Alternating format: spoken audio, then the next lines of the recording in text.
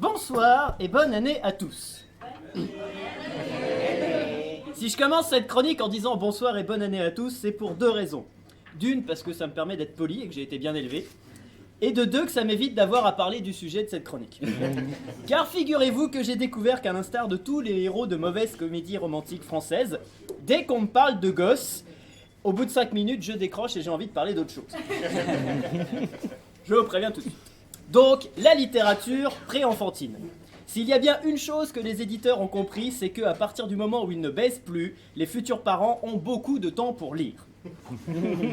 En plus, ils ont terriblement envie de ne pas écouter les conseils de leur famille, de leurs amis, de leurs proches qui sont déjà passés par là, et pour être sûrs d'élever leurs enfants comme ils l'entendent, ils courent acheter les mêmes manuels que tout le monde. Parce que, comme vous le dira n'importe quel militant d'extrême gauche, l'anticonformisme, ça doit se faire dans les règles, sinon c'est le bordel. Et voilà, ça fait 5 secondes et quand je vous disais que déjà je m'éloignais du sujet. Bref, reprenons. Tout sexisme mis à part, force est de constater que la majorité de ces ouvrages prénataux sont destinés aux génitrices. Façon, les utérus parlent aux utérus. Le plus célèbre de ces romans est probablement Lorsque l'enfant paraît de Françoise Dolto, illustre psychanalyste qui expliquait aux auditeurs de France Inter comment éviter de traumatiser leur progéniture, alors qu'elle-même avait baptisé son fils Ivan Chrysostome. Ah ouais, quand même. Et que celui-ci, vous le savez probablement, a fini barbu, chanteur, obèse, a expliqué en chemise à fleurs sous le nom de Carlos les joies de la masturbation mutuelle au jeune public de Dorothée. Public dont certains ont grandi devant Salut les musclés et Hélène et les garçons, avant d'avoir l'âge de manifester contre le mariage pour tous en achetant des livres d'Éric Zemmour, preuve s'il en fallait encore une que tous les chiards ne méritaient pas Cabu. Cabu qui aurait probablement eu des livres à écrire sur la crise d'ado de son fils, le chanteur Mano Solo, avec qui ils doivent prendre des sacrées cuites maintenant qu'ils sont tous les deux au Père-Lachaise. Et voilà, même pas 5 minutes et je suis déjà passé du berceau à la fosse commune, c'est vous dire si je digresse, ça doit être à cause de Syriza. Il y en a un qui l'a compris. Mais...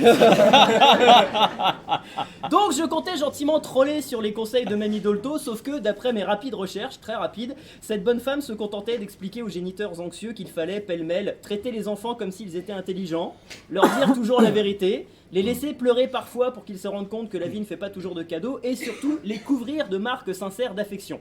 Bref, faire tout de son mieux pour façonner un petit être humain sain et équilibré, du moins jusqu'à ce qu'il ait l'âge d'être collé devant le poste, qui mettra à profit les meilleures méthodes du bon Dr Goebbels pour lui abrutir l'âme et lui réexpliquer l'existence à grands coups de mort gratuite et de réclames payantes pour des voitures ou des putes, et de la lessive ou des putes, voire des putes et des putes. Je vous avoue, moi j'ai jamais bien compris. Quand je pense qu'en plus février est à nos portes, et avec lui la saison Oni des affiches au bas des chantelles sur le bord de la route, que la mortalité automobile va grimper en flèche, et pas qu'elle, et qu'une fois de plus, nul ne répondra aux deux questions qui m'étreignent. 1. Si je vais chez Lise Charmel, suis-je censé demander le prix du soutif ou celui de la mannequin ? 2. Mais putain, quel rapport entre les froufrous, la choucroute et le sujet de cette chronique ? Je vous l'ai dit, c'est n'importe quoi. Donc, la littérature pour future maman, disons que j'en ai suffisamment pas parlé, alors n'en parlons plus. La littérature pour futur papa, ça existe aussi, c'est un sous-genre. Mais il y a des ouvrages classiques, comme le célèbre « Putain, putain, putain, qu'est-ce que j'ai fait, putain, putain ?» Le très connu « Comment refaire sa vie en Amérique du Sud » préfacé par Klaus Barbie. Ou encore le best-seller « Devenir papa pour les nuls » qui n'a d'autre intérêt que d'avoir réellement existé et d'avoir réellement été rédigé par un couple, celui du docteur Gérard Strouk, et de sa femme, le docteur Guénolé Deblinière Strouk. Guénolé, à qui j'ai envoyé une carte de membre honoraire du club des handicapés prénonymiques, que je préside moi-même depuis la mort tragique de Ivan Chrysostome, que j'évoquais il y a 5 minutes, ce qui, très curieusement, n'avait déjà aucun rapport avec le sujet, mais bon, vous voyez, plus j'y vais et moins j'y arrive. Abordons plutôt ces ouvrages que personne ne rédige parce qu'il y a un marché. Pourquoi personne n'écrit le vrai manuel des parents paranoïaques ? Lorsque l'enfant disparaît. Point d'interrogation. Un guide pratique avec des chapitres concrets comme faut-il profiter d'une prise de température anale pour poser une sonde GPS ? Au bout de combien d'heures une partie de cache-cache dans les forêts de Bourgogne devient-elle inquiétante ? Ou encore drogue, Belgique ou catéchisme, comment réagir ? Pourquoi personne ne prévient la famille des futurs parents, qui auraient bien besoin d'un devenir tonton pour les nuls, avec des conseils psychologiques pour supporter le coup de vieux, et des fiches pratiques pour enseigner aux adolescents comment rouler des joints sans que leurs parents ne s'en aperçoivent pendant leur première fugue ? Qui expliquera aux non-parents ce qu'il faut faire lorsque le pote disparaît? Parce que là, désolé mec, j'aurais bien repris une mousse, mais la petite a pas dormi hier, je suis claqué et on va au bébé nageur demain à 8h, ça va être trop difficile. Et tant qu'on est dans les sujets que tout le monde élude, et que j'ai abandonné tout espoir d'échapper au zéro éliminatoire pour hors-sujet sur cette chronique, quand est-ce qu'on nous fera un vrai guide explicatif pour expliquer aux enfants à quoi s'attendre pendant leur vie d'adulte à eux? Parce que pour l'instant, à part les dessins animés de Disney, je vois pas, et franchement, c'est pas ce qui donne des résultats géniaux. Ça aurait de la gueule, non? Lorsque l'enfant disparaît, pour rassurer les futurs petits ouvriers qui n'auront même pas la chance d'avoir 9 mois de préavis avant de devenir insignifiants et chômeurs. Et puis allez, allons-y à fond. Vu l'allongement de l'espérance de vie, pourquoi est-ce que personne ne nous pond un petit « que faire quand mamie réapparaît » En plus, c'est pratique, tu peux repomper tous les chapitres sur les bavoirs et le changement de couche, c'est toujours ça de prix. Quoi? Il n'y a pas de petit profit. Et puis, allons-y. Qui osera éditer l'ouvrage définitif? Celui qui préparera des millions et des millions de lecteurs anxieux à la vraie épreuve finale. Le grand livre du futur mort.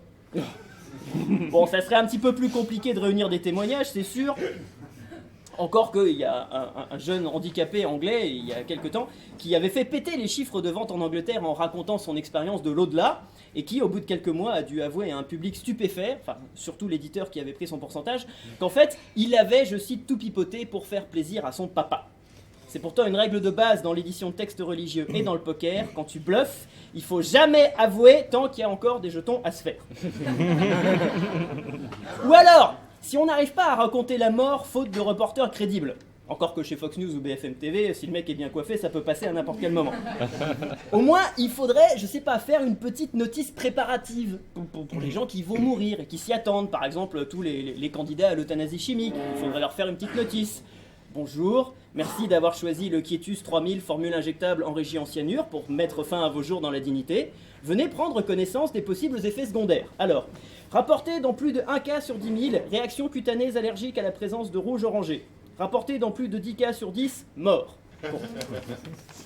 Bon. Bref, être guidé du sein de sa mère au retour à la terre, ça, ce serait un business juteux, mon coco. On va en vendre du papier.